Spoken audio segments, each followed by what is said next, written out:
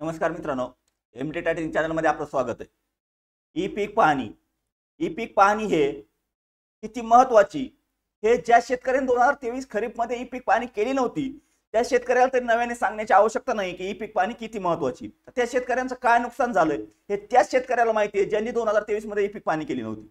आता ई पीक पाहणी करण्यासाठी आपण 2024 मधील सुद्धा व्हिडिओ बनवलेला आहे, परंतु बऱ्याचशा शेतकऱ्यांना ई पीक पाहणी करण्यासाठी जे काय आपल्या समोर दिसतंय त्या प्रकारचे एरर येत आहेत। ज्यावेळेस आपण ई पीक पाहणी सबमिट करायला घेतो किंवा सबमिट करण्याचा प्रयत्न करतो त्या ठिकाणी बऱ्याच शेतकऱ्यांना आपली नोंदणी आपल्या मोबाईल क्रमांकावर पाठवण्यात आली आहे अशा प्रकारचा संदेश येतो आणि आपली ई पीक पाहणी ज्यावेळेस आपण चेक करतो किंवा साठवलेल्या माहितीमध्ये चेक करतो त्या ठिकाणी कसल्याही प्रकारचं आपलं काही इन्फॉर्मेशन दाखवत नाहीये।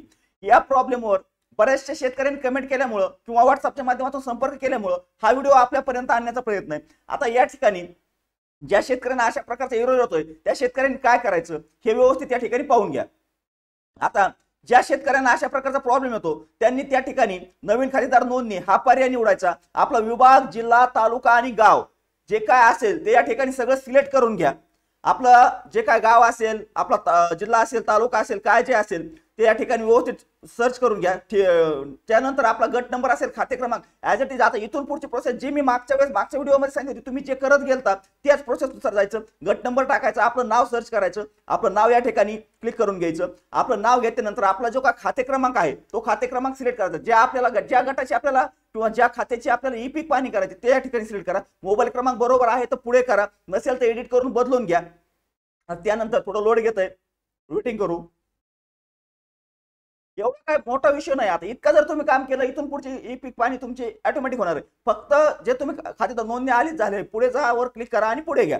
आता या ठिकाणी खातेदार नावामध्ये तुमचं नाव येईल, जे तुमचं वरच्याकडील नाव येईल ते नाव त्या ठिकाणी सिलेक्ट करायचं। जे खाली असेल, जर तुमचे दोन नावं दाखवत असतील, दोनदा दाखवत नाही पण बऱ्याच ठिकाणी दोन सुद्धा नावं दाखवतं, परंतु जर एक जण नंबरचं जे नाव असेल ते नाव सिलेक्ट करा, आपला सांकेतिक क्रमांक भरा आणि पुढे जा। आता पुढे गेल्यानंतर बाकीची जी काय माहिती आहे ॲज इट इज आपली, जसे की आपण पिकाची माहिती भरणं, क्षेत्र भरणं, ज्या काय गोष्टी आहेत, पिकाचं नाव, निर्बीळ पीक, एक पीक असेल, दोन पीक असेल, त्याचं क्षेत्र किती किती असेल, मुख्य पीक किती घ्यायचं किंवा दुसरं पीक किती घ्यायचं याची माहिती आपण ऑलरेडी मागच्या व्हिडिओमध्ये घेतलेली। या व्हिडिओमध्ये फक्त जो काय प्रॉब्लेम येत होता शेतकऱ्यांना त्या प्रॉब्लेम विषयी आपण फक्त बोलतोय। आता कशी माहिती भरायची याबद्दलच्या व्हिडिओमध्ये कसल्याही प्रकारची माहिती घेत नाही, परंतु हा प्रॉब्लेम जो काय येत होता तो प्रॉब्लेम यामध्ये कसा सॉल्व्ह करायचा याची माहिती या ठिकाणी घेतो। आता सर्वला प्रॉब्लेम असल्यामुळे सध्या बराच वेट होतोय बऱ्याच शेतकऱ्यांचं की चलत नाही, थोडं वेट करा, परत ट्राय करा।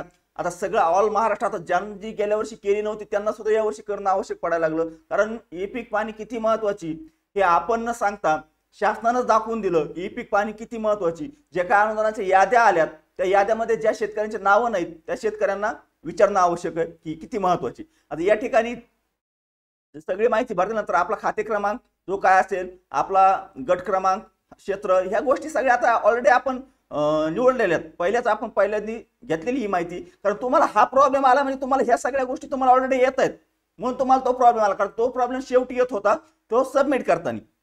आता या पद्धतीने जर आपण अर्ज केला किंवा ही जर प्रोसेस केली तर आपल्याला कसल्याही प्रकारची आता अडचण येणार नाहीये, हे लक्षात असू द्या।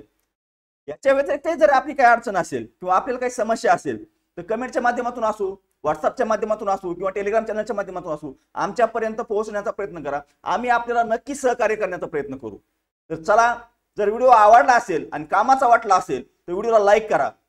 चॅनलवर जर पहिल्यांदा आला असाल तर चॅनलला सबस्क्राईब करून ठेवा, जेणेकरून आपल्याला येणाऱ्या प्रत्येक शासकीय योजनांचं किंवा नियमांचं अपडेट असेल किंवा त्याविषयीची समस्या असेल यावर मार्गदर्शन करण्यासाठी आम्ही तत्पर आहोत। तर चला, धन्यवाद। आजच्या व्हिडिओमध्ये एवढीच माहिती, भेटूया नेक्स्ट व्हिडिओमध्ये।